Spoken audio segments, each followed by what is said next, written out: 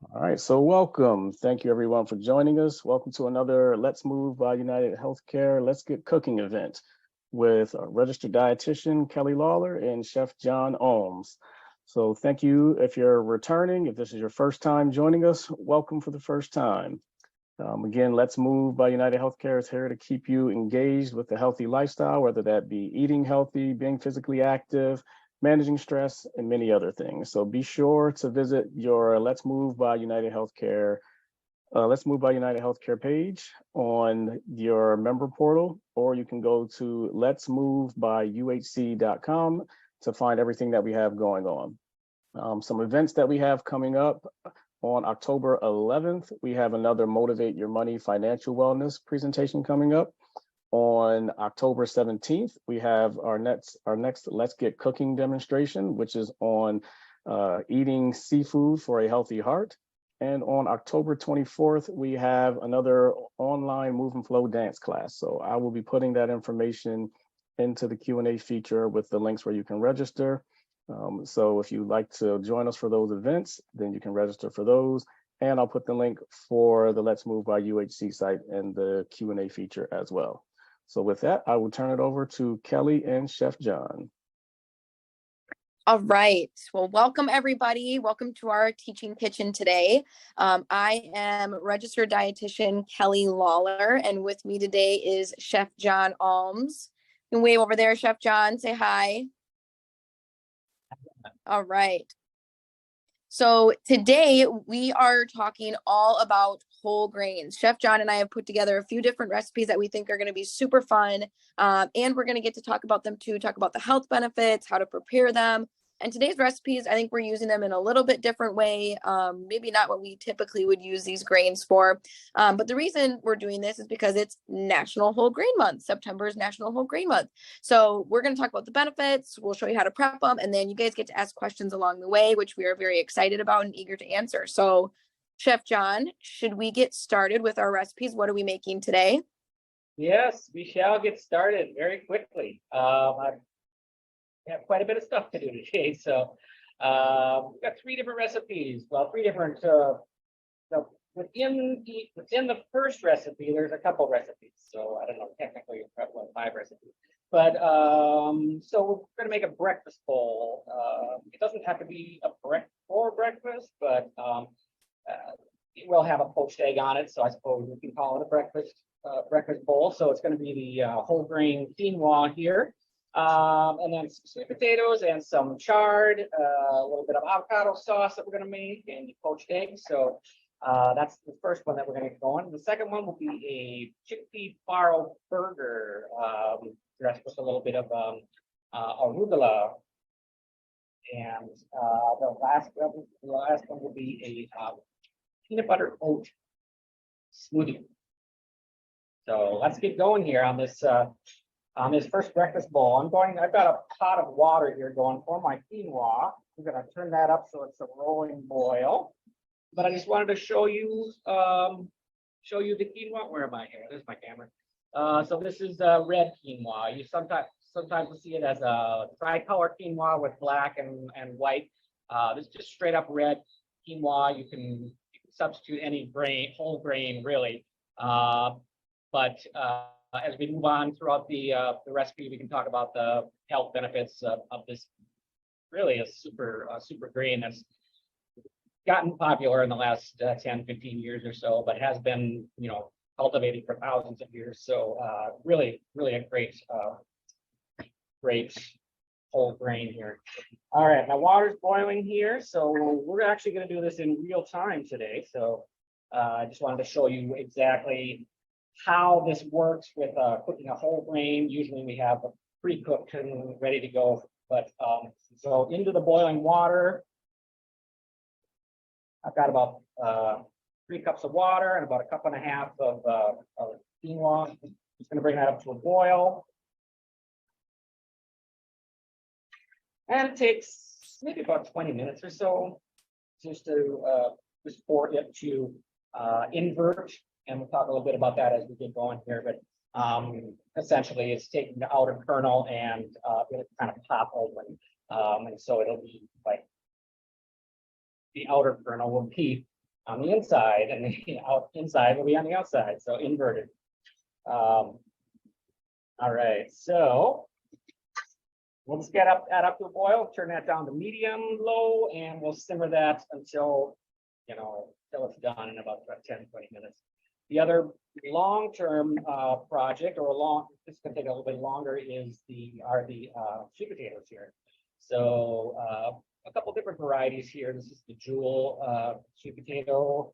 You usually see like the orange kind, but this one is slightly different from our produce vendor. I'm going to cut off these ends, and we're going to dice these, and we are actually going to roast them with some seasonings here, and we'll get going on that. Check my quinoa. Yeah, that's coming to a nice boil. I'm gonna turn that down to about medium low. Just let that simmer, and then I'll probably just turn it completely off when I notice the water has like been evaporated and absorbed into the quinoa, and then that'll be done. So we've talked about planks, sticks, cubes. That's what we're going to be doing now with these. About a 1/2 inch to 3/4 of an inch dice on the sweet potatoes here. Need a good sturdy knife for very dense root vegetables here. Chef John, I have a question about the quinoa. So, and any grain really. Do you ever cook it in something like a low vegetable or a low sodium like vegetable stock, or even like a chicken stock, just to give it more flavor? Or do you typically just do like salt and water? Basic salt water. You can definitely add some more flavor to it by cooking it in the stock. You can get lots of good stocks at the store these days. I would be, like Kelly alluded to, low sodium is the key word there. There can be lots of sodium in vegetable or any kind of broth, really. So yeah, so be careful. Read your package labels. Yeah, and that's the best way to get lots of flavor, and that's what it's all about, right? Lots of flavor. Definitely get some more flavor with that stock. And if you make a stock at home, homemade stock, yes, definitely use that. Yeah, because I feel like when I talk to people more often than not, when I'm talking to them about grains and like incorporating more of a whole grain into their diet, or do something more plant forward, where maybe the grain is like a main portion of the meal. I think people typically will just cook it kind of like rice and just eat it plain. And then they're like, I don't really like it. It doesn't taste that good. And I feel like a lot of the time it's, how are you preparing it? Are you preparing it so it's got flavor? Are you mixing it with herbs? Are you making like a fun salad with it, or combining it with a sauce like a chimichurri or whatever it is, so that it actually does have some sort of flavor to it? Because sometimes it can be somewhat bland on its own, but learning how to prepare it's pretty much half the battle. Yeah. So that's what we're here about, to help you come up with some new ideas. User error is always the key when you're thinking that something is not turned out right. Yep. So I've learned that. Giving you some techniques here, and some great ways to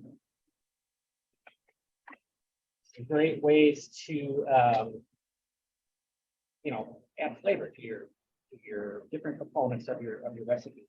So what I did here, that's canola oil. I put some canola oil in there, some salt, black pepper, and some paprika. So that's all the seasonings on there. Paprika is going to give it a nice chili flavor. If you like your paprika, if you're into paprikas, you can do smoked paprika. You can get all kinds of different, like a nice Hungarian chili that'll be very much a lot of what I'm trying to say is that there'll be a lot more flavor in those sort of small batch paprikas. So I'm going to run over to the oven behind me here, and not this painted on oven, a real oven. So I'll be right back. You want to maybe talk about the this nice root vegetable here as I'm gone, or if we have any questions at this point? Yes. Field those. I'll be right back. Perfect. Joe, do we have any questions from the group? Yes, we have a couple questions that came through. Can you also use bone broth versus stock? Ooh, that would be a good question for John. We'll wait for John to come back on that one. I would assume that you can, but John might be able to talk a little bit more to like the flavor profiles of the difference. Any nutrition questions? Yes. What is the difference between virgin and extra virgin olive oil? And also, is there a difference between light and dark olive oil? So with extra virgin and virgin olive oil, I believe it's a lot of how they process it, and it will have a little bit different of a flavor. John, what's the biggest difference in the flavor? The extra virgin will be the first pressing of the olives. When they press olives, that's how they extract the oil, and they would put it in a centrifuge, and the oil and the water separate. So the oils, the first time they press it, that is the extra virgin olive oil. So any other oils below that, like virgin or light, will be oftentimes the second or third, or even a mixture of some lighter vegetable oil, like sunflower oil or something that's mixed in to make it lighter. The extra virgin is going to be a lot fruitier. You'll notice the difference if you put a virgin olive oil. I don't know if there is a virgin olive oil or a light olive oil and a extra virgin olive oil. That is, you'll notice a huge difference. And then someone asked if they could use bone broth with the quinoa. Yes, yeah, absolutely. Yep. That would be great. Great to get all that flavor in there, as well as the nutritional value of that. Yep. Awesome. Good ideas. All right, let's move on here. We've got a lot of stuff to put on our breakfast bowl. Our quinoa is simmering away nicely. Our sweet potatoes are roasting nicely in an oven. I have mine it's a convection oven, so it's at 375, and that's going to take maybe 15-20 minutes. More time if you like bigger chunks, of course, less time if they're smaller chunks. So at home, I would put it up maybe 400 degrees if you don't have a fan in your oven. They don't take long at all, as opposed to like a baked russet potato. So that will cook fairly quickly for you. All right, so I got some red chard here. You may have heard Swiss chard. That's more of a has a white stalk, but typically all dark leafy, all the chards will have dark leafy greens. And we can talk some about the nutritional value of dark leafy greens. This happens to be red chard, and I'm just going to tear off the leaves here, and I'm going to save those stems and use them in the bean thing we're doing a bean thing. We're doing a cannellini bean stew on Friday here in the cafe, so I'm going to save those and put those in that stew. It can be a little tough, so you're going to want to cook those stems a little bit longer if you're going to use them. And they will keep in the fridge. These stems will keep quite long. I've had them at home in my fridge for, I would say maybe a week. They're still good. All right, so I'm just peeling off these leaves here, and I'm only going to use the leaves. We're going to saute these guys up. I wouldn't, unless you're going to cut them very small, I wouldn't use these raw. I would cook them. All right, these are fairly young. I usually get probably about twice the width on these that they are right here. So it's not even the width of my finger. So you can find all kinds. And what do I want to say about that? I guess the leaves are a little more tender, as you know, if any of you are gardeners, of course, or just common sense, I suppose. Just to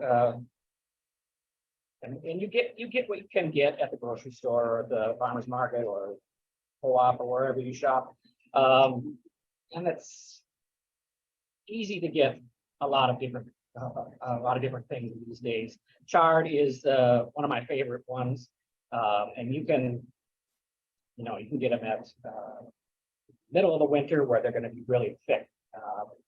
The leaves are going to be more,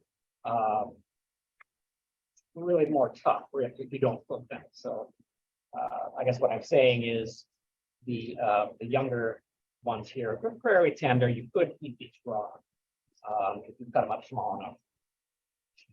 But today we're just going to cook them. It's going to be like a breakfast bowl. It's going to be hot, so I'm going to want pretty much everything I'm doing here to be hot. All right, there we go. A little more stragglers there. All right. So quinoa is fairly, just going to check my quinoa there. So I just want to mention that it's fairly forgiving, I guess. It's not like a touchy rice situation where it's going to get clumpy and sticky. So yeah, that's why I keep lifting it up and checking it. So, and that's not going to really hurt it. It's not going to, as long as you have the right proportion of water to dry quinoa, you should be okay as far as it being not being too overdone or sticky. All right, now I'm just going to take this chard and give it a nice cut. Make it up small enough that we can be easy to eat.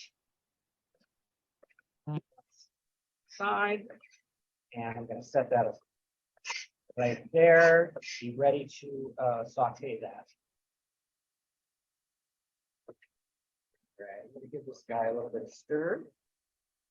John, I have a question about grains that I'm sure a majority of us are wondering. I think they all cook a little bit differently. Some cook more quickly, some take a little bit longer. Is there a grain that you think is like easier to cook, or like you said, quinoa is pretty forgiving? Is there a grain that you think is maybe the easiest to cook for people or to prep? I would say bulgur is really quick. Yep. It's processed in such a way that it's cracked wheat, but it's whole grain, and yet you can add hot water to it and let it sit on a counter. You don't have to boil it. You can, but you don't have to. Get the right proportion. It'll absorb all the water, and it'll become nice and fluffy. So that's pretty the easiest, and that jumps to the top of my mind right now. Mm-hmm. Would you agree? I was just gonna say I would agree with that. I was just showing I was talking to people the other day about bulgur. I made a bulgur recipe that people were getting to sample, and I was like, this one's actually pretty easy to cook. And it's cut into much smaller pieces, but the nice part is it's still a whole grain because it's still got parts of the seed. So you're getting the benefit, but it might be a little bit easier to cook. But another thing is, and I'm sure John, you'll agree to this and probably talk to it, is you use grains for a little bit different things. Like bulgur is really small, so you might not want to use it with certain things, whereas like farro, another grain which we'll use later, that's a little bit bigger. It's like puffier. I feel like it's even like chewier than like a rice or anything. So I'm curious, John, to pick John's brain on what would you use these grains for and what maybe wouldn't you use them for? Okay, so I've got a little bit of salad here. Salad. We were talking about salad. Jumped in my mind. So I want to make a sauce. Okay, so this is gonna be an avocado liony cream sauce for the top of our bowl. So I see this guy is water's almost gone, so I'm just gonna set this aside and move some of these things, and I'll show you exactly after it sits there a little bit. It's gonna steam, and I will. And then I will show you. All right, so avocado time. Let's do a little bit of avocado cream. I want to take a nice soft avocado. That one's a little too hard. And I really don't need too much. And you've probably seen this. I'm going to get this stuff out of the way so you see it properly. Let's do this guy. Perfect. There you go. And then gonna put in here a bit of water in my container. I'm gonna use a immersion blender to actually blend this guy up. I want to put the liquid in first so it doesn't all stick to the bottom here. Just a little bit of lime juice at the bottom. Then I got some nice Greek yogurt that I can actually put in here. Make it nice, a little bit creamy.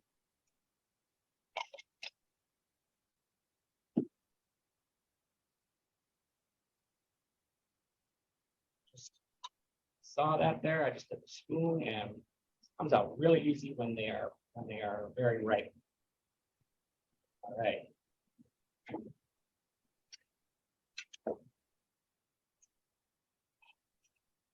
All right, so got all of our see everything except salt. There we go. I'm gonna add a little bit of salt in there. I know I'm gonna need it.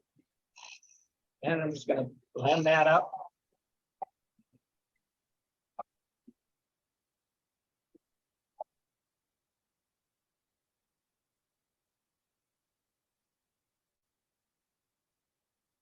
And you'll see this is fairly, my camera there.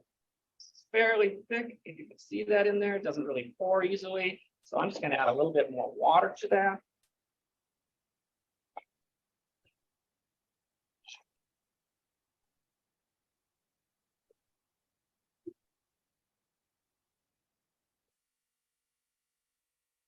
There we go. I think that's going to be just right.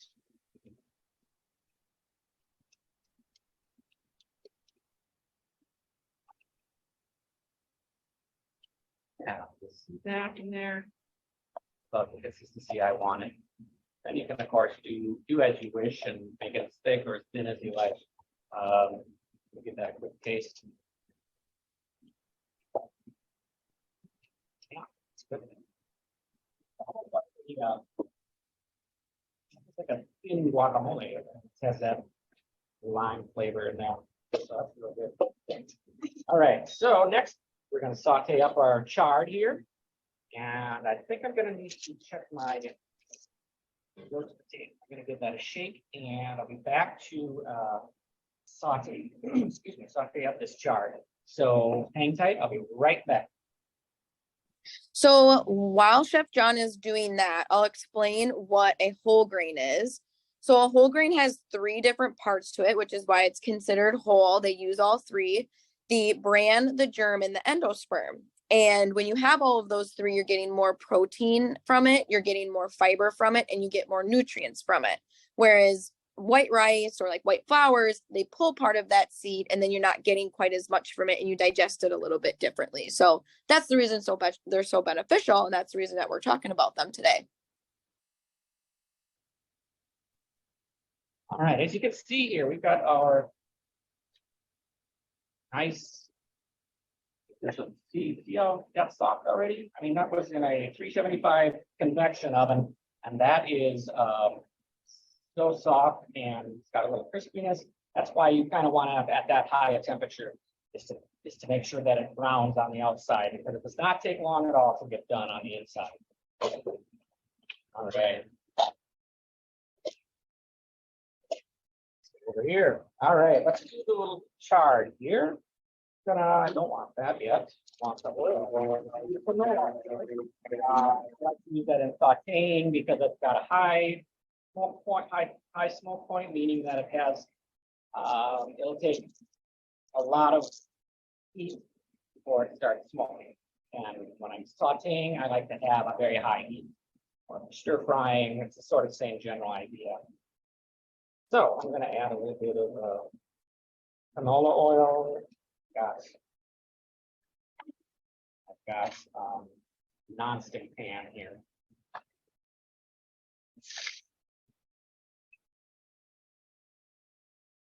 We'll add a little bit of salt to that. Pepper. Just a little bit. And here's my little spatula.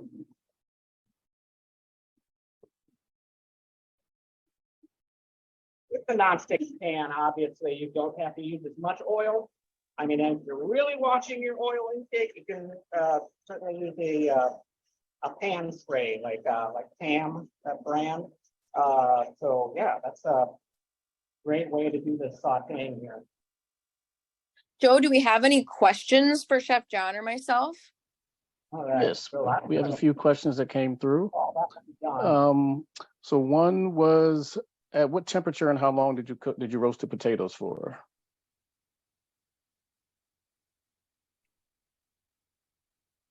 Sorry, I couldn't hear you. At what temperature and for how long did you roast the potatoes for? All right, like I said, it was at 375 in a convection oven for, it's typically gonna take about 20 minutes or so. If you don't have a convection oven, I would put it up to 400 degrees. So that would take probably just as long at that without a convection oven. So, but I would check it, off and on. Maybe after 10 minutes, give it a poke with a knife or a fork. But it shouldn't take any more than 15, 20 minutes in a non-convection oven. All right. And another one was, how long is the cook time for quinoa? Wow, let's see here. What is that? Look at that. There is the quinoa, and you saw in real time. What time is it? So that took us maybe 20, 25 minutes or so to cook. And you'll see what when I'm talking about the inversion, kind of inside out sort of deal. That's what you want. That is the quinoa that you want. That was 1.5 cups.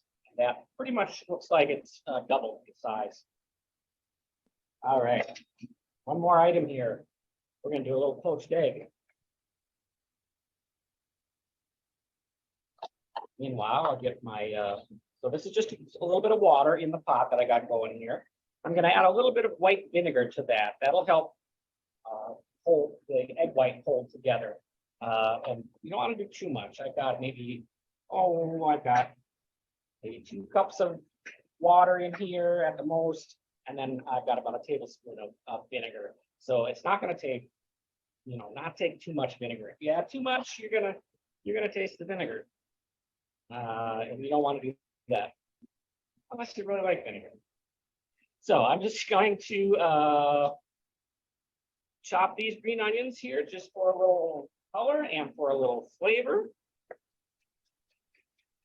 Just the top parts. I saved the bottom parts for another time, another recipe, and that can certainly stay in my fridge for a few days. All right, where's my vinegar? I'll put that in. And it's coming to a boil.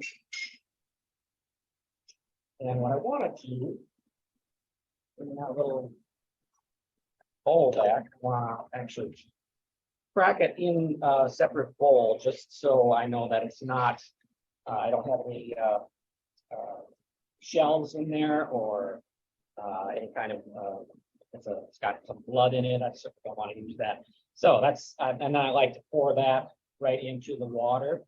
And then that vinegar will sort of help congeal that egg white right away. You may have noticed it's a little cloudy. We here at URS get pasteurized eggs. So these are, you'll see if you've ever had pasteurized eggs, the pasteurization process is heating it up. It's actually going to cook it just slightly, so it's going to be a little bit cloudy on you. All right, so I got it up to a simmer now, and I'm just going to put the egg right in there.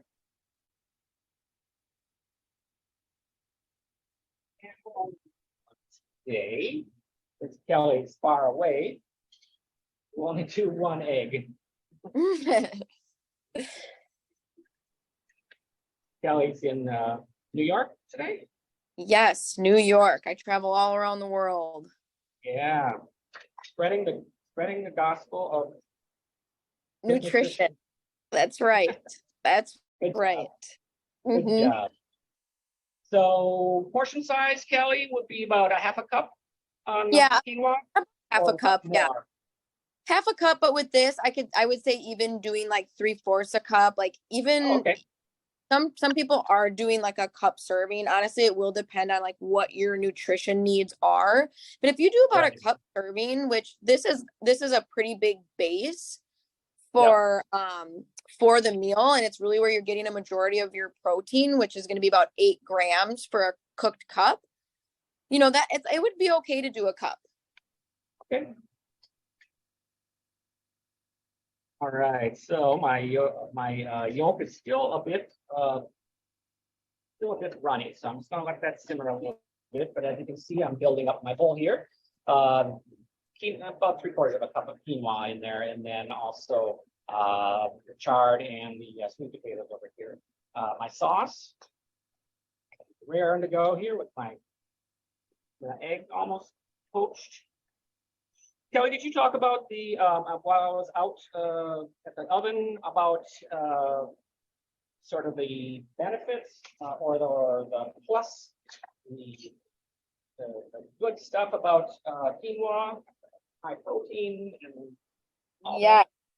So we talked a little bit about whole grains Uh-huh. and what makes a whole grain because it uses all parts of the seed, which that's where that fiber and that protein is coming from, mostly that bran and the germ of the seed. And so that's why these grains versus like a white rice, it's going to have more fiber in it. So maybe about like, oh gosh, if you were doing like half a cup, but you could get somewhere around like 3 grams of fiber, which is a lot. I mean, typically individuals need about 25 to 30 grams. So when you're doing that just from your quinoa, plus you have the sweet potato, that's a lot.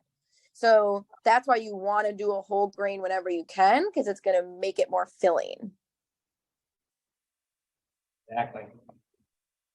Yeah. I'm learning so much from Kelly. Kelly office is very close to my office, and we're always chatting about food and nutrition and recipes, and it's always a great pleasure to have Kelly Yeah. around. We learn a lot from each other.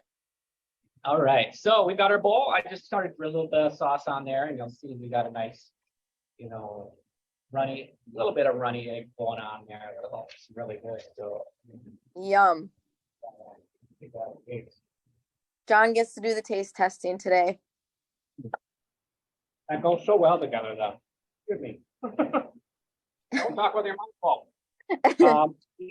The avocado, the quinoa, the egg, and the sweet potato. And I got a little bit of each thing there. Great flavor. Awesome.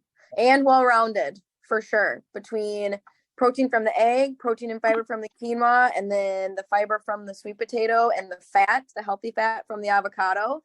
It's going to make a really well-balanced meal.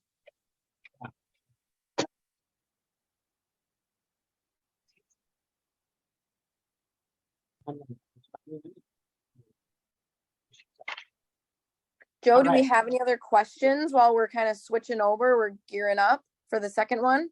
Yes, we have quite a few questions that have rolled in.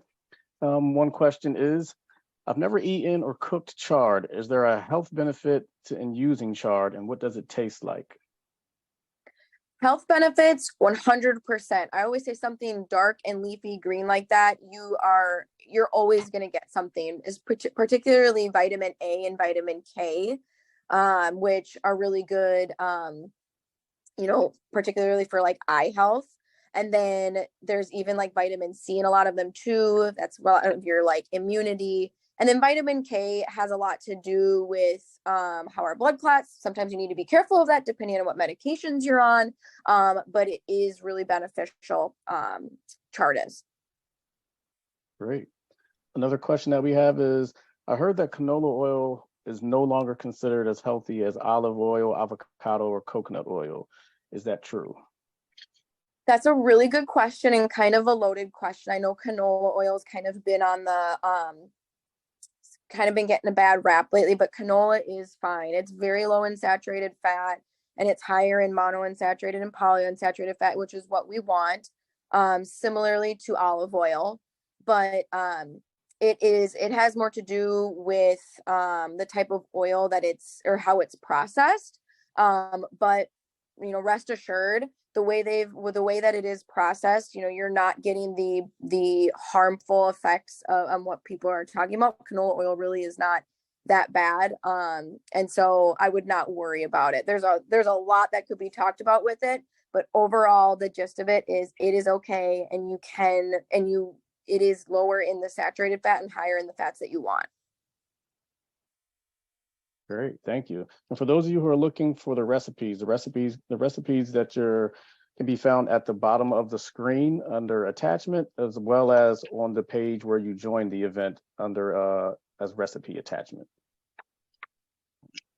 Thanks there, Kelly. John, looks like you got started. Where are we at? I wanted to get started here before we run out of time. So we're going to move on to the chickpea farro burger today. So get my saute pan a little warmed up here. So into the food processor here, I've got the chickpeas. These are just canned regular chickpeas. If you like to cook them, go for it. And then a little bit of cumin, chili powder, not chili powder, but chili flakes, the red chili flakes. And then a little bit of salt. And then I'm going to just break those down a little bit. And then I'm going to add in our beautiful yogurt here and a little bit of our chopped parsley and then some flour. And then I'm going to fold in last the farro here. And we'll talk about that as we go on. I want to actually process this right away so we get time for the smoothie. That's what I'm really waiting for. Me too. Wanting my smoothie. All right, so a little bit of and you'll see I just pulsed that. I didn't really put it on high at all.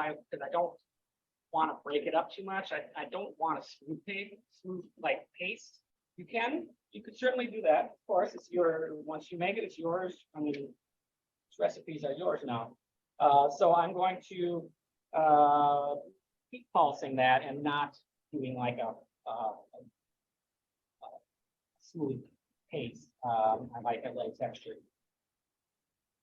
So a little flour is going to go in there as well. And let's put my chopped parsley. We're just pretty much making a batter here, but a very sturdy batter. John, is the farro in there yet or no? Farro is not. I'm going to actually fold that in. I don't want to break up the farro too much. Right. Certainly can. If you like to break it up and kind of have it all homogeneous, smooth paste, that's totally up to you. All right, so we've got everything except the farro in there. And I want to make sure we have a nice, I'm going to call it a batter. It's not really as thin as like a pancake batter. So it's more like a dough, but there we go. So here's the farro, Italian wheat. I believe, and Kelly, you can talk more about this as far as like higher protein, the whole grains. This is what it looks like when it's dry. So this is the same process I cook the farro, and you're just going to want to cook it until we call that inverted. So where's my camera? There it is. So this is the cooked farro here. And I'm just going to toss it in and make sure we have it nice and mixed in.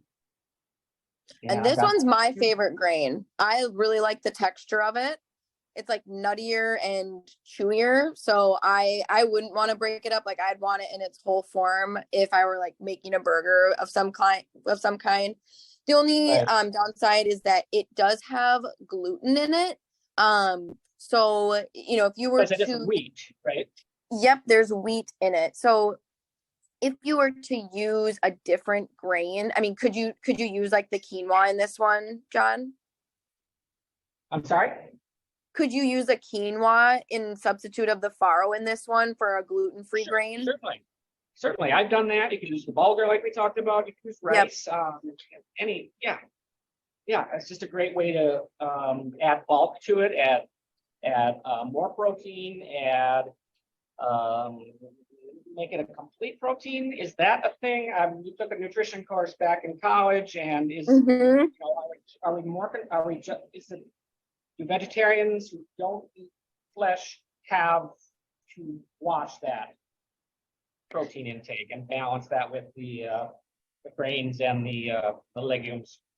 They do throughout the day, but they don't necessarily need to be eaten at the same time together. I think there was a lot of that thought process, like have them together because of the different amino acids or those protein building blocks, but you don't necessarily need to have them at the same time. Is it maybe helpful, like pairing a legume like a chickpea and a grain like a farro to kind of get that like more balanced proteins, because there's different kinds of proteins you can get in your diet, and pairing them together can make more of a complete protein. Sure. You can do it and it is helpful, but not necessarily to do it like at the same time. But the nice part about this one is that it does do that. You get a legume and you get a whole grain. Yeah. Plus, it's I think you alluded to that as well, that it is more filling too, to have those whole grains and those legumes. Yes. Yeah. I mean, the two things that cause satiety or making you feel full, like you're satisfied, are going to be fiber and protein. And so it's funny, like when I think about, like sometimes I'll have like a plate of pancakes or something and there's no fiber, no protein in them, and I'll have like a ton of them, but then I'm hungry like an hour later. And it's because there's really not a whole lot to them, even though you had a large volume of them. Well, if you do something that's got like a bean and a legume in it, it's heavy fiber, heavy protein, it's going to last longer so that you're not feeling hungry like every other hour. That's why I like this burger. And it's just as filling as like a animal protein burger. Yeah. Great. So I put a little canola oil in my saute pan. I have that medium high heat. My spatula here. I'm just going to turn it around a little bit so it gets evenly browned. And I can tell it's starting to get a little brown on the edges here, so I want to make sure it's not burning. I got my temperature just dialed in just right. Okay, let's let that settle in there. And while that's going, we got to have a burger. This is a whole grain bun. And we're going to toss that arugula you see right here next to me. Great time of year for that as well. The cooler months, spring, fall, are going to give you these great arugula. I mean, you can get hydroponics, of course, but if you're a gardener, you know that these lettuces don't do too well in the hot summer weather. So that's going to be the topping for our burger. I'm just going to dress it very simply because I want all those flavors. Taste the flavors of the cumin in the burger. I want to taste, the arugula itself. I want to taste the tomato. So it's going to be dressed with a little bit of canola oil again, a little salt and pepper, and I want to give it a little squeeze of lemon juice in there too.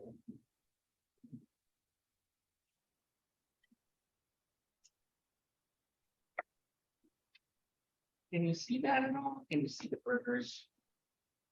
Yeah, you can see they're browning. There you go. It's a nice color. Okay, so we'll squeeze a lemon.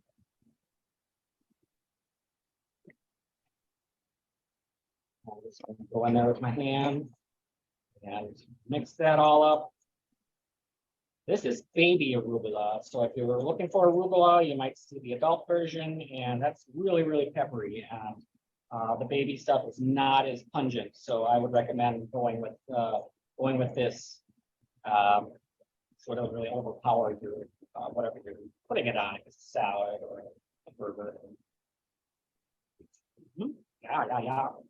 Nice bright lemon flavor.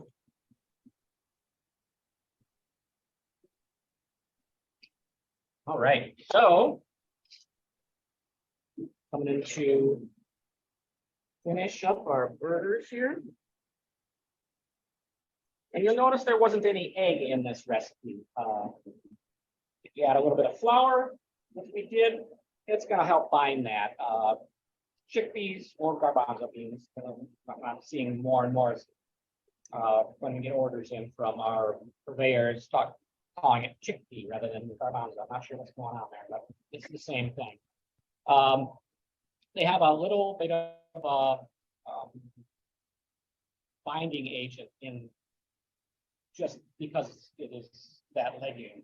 I don't think all legumes have it, but garbanzos in particular do have sort of, you can make like agua faba, it's called, the water from your garbanzo bean, a can of garbanzo bean, you can make that into a mayonnaise, a vegan mayonnaise. So it is something that it just makes it pull together very well. All right, I'm going to take that burger off. I like to put my tomato on the bottom. All right. And then our beautiful arugula. There's our burger.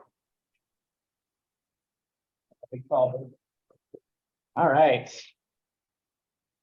Let me just cut that in half. And you can optionally, you can tell it's a little bit soft in the middle. That's because there really isn't an egg in there. So it's going to be soft. So It looks good, John. you're missing out, Kelly. I know, you have to save me some. Wow, this is really good. Okay, we do have time for the let me get this out of the way. For our smoothie here, that'll come together really quick because I have it all pretty much ready to go. So let me grab that. So we're using oats for this one, right, John? Yes, oats and Yes. oat milk. Yes. Who would have thought oats in a smoothie? I don't know anybody out there. I'd be curious to see in the chat, like, are people using oats? Are they not using oats in a smoothie? I love it. And so this was actually one of my favorite recipes. Oh, this is your recipe. Yes, it is. It's mine. Oh, nice. Yep, I make it at my house. All right, I've got my bananas in the freezer over here, so I'm just going to grab those and then we'll be ready to go here. Perfect. So while John's doing that, I'll quick talk about the difference in oats. So you might see like steel cut oats or rolled oats or even quick oats. Really only the biggest difference in them is just how they process them.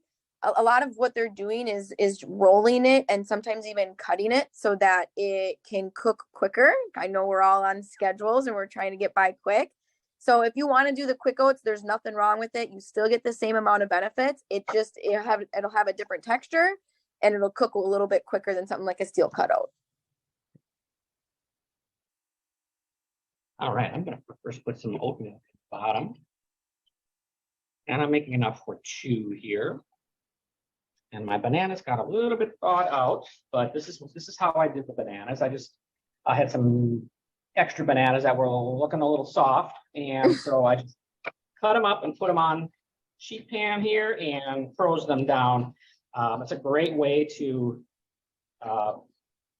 use up old bananas, pull them out for a smoothie, and then you don't have to add any ice or anything to your smoothie to water it down at all. It's a great way to use, and it's going to also add a lot of sweetness too. All right, so then in go our oats. And I'm going to go hold back on the maple syrup. Those bananas are fairly sweet, and I don't like them too sweet. All right. Peanut butter. This, be careful again, one of my soapboxes. Read your labels. Peanut butter doesn't have to have extra oil, extra palm oil or sugar. This peanut butter happens to be just peanuts and salt, a little bit of salt. So, and that's it, and ground up. All right. Anyway, That's a good cinnamon. call out, John. I liked that one. Right. And then a little vanilla, that'll help with the sweetness flavor. And then we've got some ground up flax seeds here. What are the flax seeds for, Kelly? Omega-3s, that is what you want from them. So it's a special type of fat. And there's been a lot of research around, and even more coming out around, how omega-3s can be really beneficial for like your cognitive function, which is one of my favorites. But it's also really good for heart health too. So between the oats and the flaxseed in this one, it's super heart healthy and very high in fiber. All right, I got my blender down there. I've got like 5 different electric devices here, and I hope we don't run out of power. But so I'm just going to whir that up over there. I'm going to take this oat milk just in case it is too thick to blend. So I'll just be right down here. You saw me put a little bit of something at the end there. That's just a little bit of salt, and that's to help bring out those other, all those different flavors going on. All right, here we go. Perfect. Joe, what kind of questions do we have in the chat? Yes, we have a couple other questions that came through. Let's see. Let's see here. What is the seasoning that you used on the sweet potatoes? That is salt, black pepper, and paprika. So the paprika is going to give it that nice red color. All right, great. And all right, look at our smoothie here. We got a smoothie. We got Kelly's world famous peanut butter oat smoothie. And you'll see with the blender that I've had, or you could use any blender is great. I would, if you have a really powerful immersion blender, that would help break up those oats. Otherwise it's gonna, you're gonna want to take, you're gonna want a powerful blender to grind up those oats. Oh, it looks good. I'm jealous of this one. This is like the one I'm most jealous of today. That is so good. With the peanut butter and the banana and I mean, the oats don't have that much flavor, so you're getting like Kelly was saying, really a lot of benefit in there. It's sort of a sneaky way to get all those great whole grains. And omega-3s. Yeah, that's good. That's a good recipe. I think maybe I'll copy that. You're gonna steal it? You're gonna steal that one? Good. Joe, were there any other questions? We have a few minutes left. Yes, we have a couple of questions here. Sure. Let's That's what we're see. here for. Answer questions.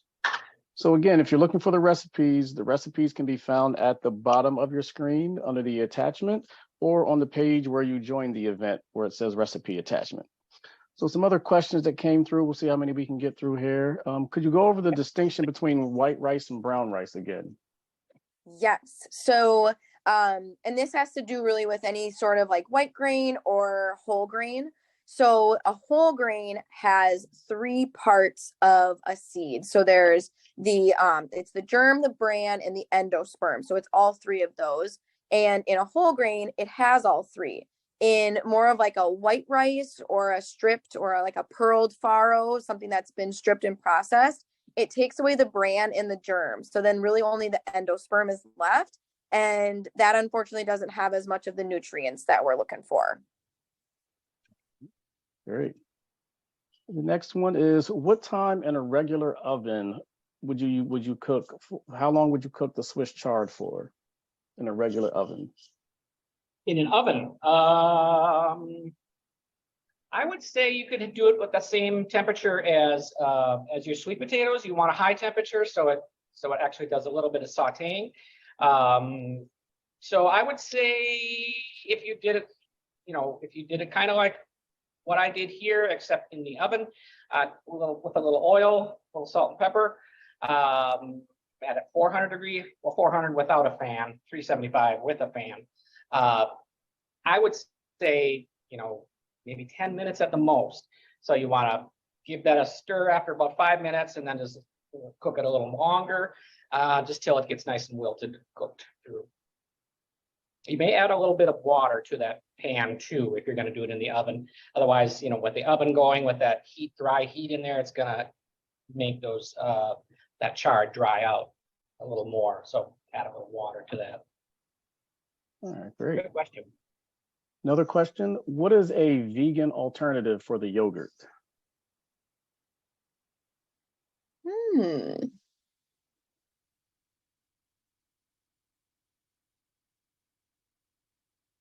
Is that for Kelly or me? Kelly's thinking. It could be either of us. I'm trying to think. I mean, if you wanted to, because really the reasoning for the yogurt is the creaminess, right, John? Yep. And a little bit of the richness, the fat. Could you do something like a white bean?